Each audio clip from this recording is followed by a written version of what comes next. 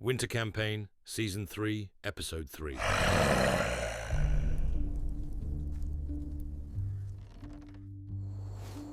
Ashmere returned with shadows in his eyes. The kitchen was quiet. Arthas, Eldon and Bjorhul scrubbing out the last of the night's dishes. He told them everything. Garros, the threat, the deception. Arthas poured him a mug of beer without a word. Then Ashmere said it. He hated Arthas, had hated him since Cypherat's house in Radakan, an anger so deep it never made sense, until now. Arthas didn't flinch. If you still feel that hate in the morning, then we part ways. But if you don't, we go to Cypherat together, as friends. Bjorhul watched him closely, then spoke. I think you've been cursed. He raised his hand and muttered a prayer. Remove curse. The spell took hold. What followed was not peace, but an eruption. Ashmere clutched Bjorhul's arm, overcome with rage, his fists trembling with the urge to kill. But then, it broke. The veil lifted. He remembered Arthas, not as an enemy, but a brother, a friend. Later that night, the group investigated a locked cellar door. Ashmere made quick work of the lock, and they descended into cold shadows and old earth. Kegs, dry goods, a table, a single black candle burned with no smoke. Around it, knee-high black mushrooms swayed gently, unnaturally. Ashmere and Bjorhul retreated upstairs, waking Eldon and Arthas. When the clerics returned, Arthas lit his spear and stepped forward. The mushrooms recoiled from the light. He extinguished the black flame with his fingers, and radiant light spread across the ground. The mushrooms withered instantly. Eldon saw a boy's face in the smoke. Jonathan, the child they'd lost. Jonathan, if you're here, we're coming for you. Be brave. On the table, 2 notes. One read, "Thank you for Wilbert. We have Buck. We will make this work." The other scrawled in madness, "With your power, these mushrooms will grow. When the light goes away, we will control all of Kolar." That night, Eldon dreamed. A road through endless fields. Ahead, an old man limped forward with a staff. Vaelrath, the god of travel. Lathander stood beside Eldon, speaking softly. Arthas has been your lantern. You saw that light, and you followed. Now carry it, Eldon, and don't shun the others.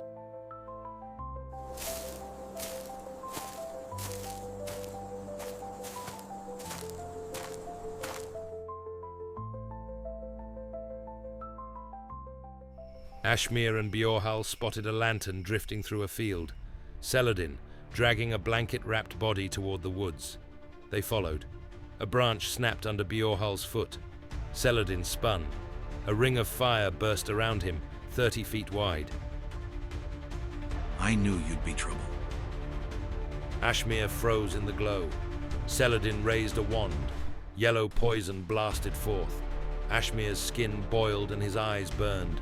He loosed an arrow, missed, and dove out of the fire. Eldon heard the whistle in his sleep. We gotta go! He shouted to Arthas, then leapt out the window and sprinted toward the flames. Arthas stepped outside the broken bow and saw the inferno in the distance. He turned, scanning the night, figures moving at the edge of the village. Eldon burst into the fire and landed on the blanket. It groaned. A prisoner. You, Eldon, will die. I've prayed for this moment. Screw your gods of darkness. I'll gut you like a fish. Selodin flinched. Bjorhul struck. Grabbing Selodin from behind, his invisibility vanished. He shoved a powder down Selodin's throat. Selodin wheezed, eyes wide, wand shaking. He released one last poisonous blast before falling unconscious. Bjorhul grabbed the wand, tied him up.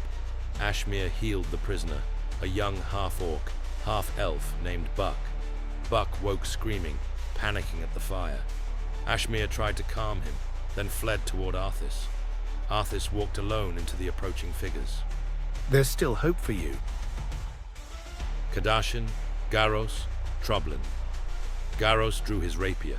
Lightning crackled across the blade. Kadashin summoned flame. A crossbow bolt whizzed by Arthas's head. A fireball landed at his feet. He fell, robes burning. Lathander, we can still save them. He stood. You can still see the light. The light that burns. Arthas cast calm emotions. The lightning left Garros's blade. Trublin lowered his crossbow. They blinked, no longer hostile, only confused. You've known the light that destroys, but the light I serve heals. It carries the same name, but it is not the same God. The darkness shields us. Another fireball. Arthas dove. Back in the field, Bjorhal stabilized Selodin and spoke to Buck, discovering a shared faith in Grumsh. Buck had been with Wilbert when they were taken. He'd been held in the general store, interrogated. Bjorhal slung Selodin over his shoulder and led Buck toward the others. Arthas, scorched, looked to Eldon and Ashmere. We can still save them. Ashmere readied his bow. Kadashin raised her hands. An arrow struck her side. Combat resumed. She teleported behind Arthas. Bu pounced. Eldon dueled Garros. Ashmere's arrows flew. Arthas's spear, glowing with radiant energy, floated beside him. It drove itself through Kadashin, dropping her to the ground. Ashmere's final arrow struck Garros through the chest. Trublin dropped his weapon. Silence.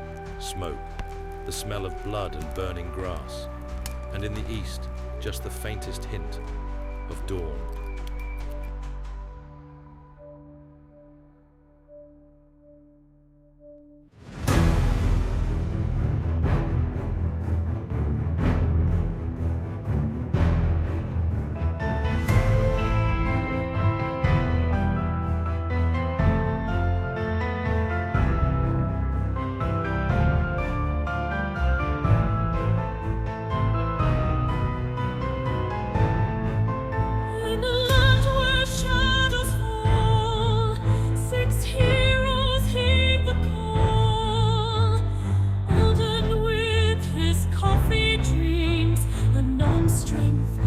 Barbarian screams, the child